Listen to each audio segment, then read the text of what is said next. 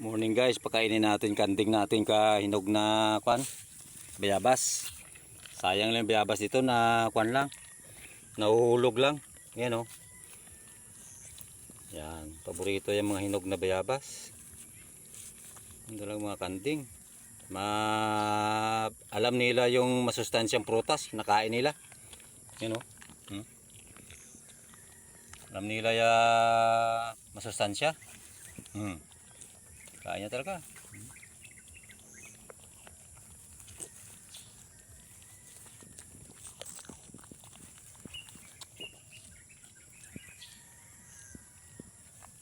Ganap pa siya. Mamitas pa tayo.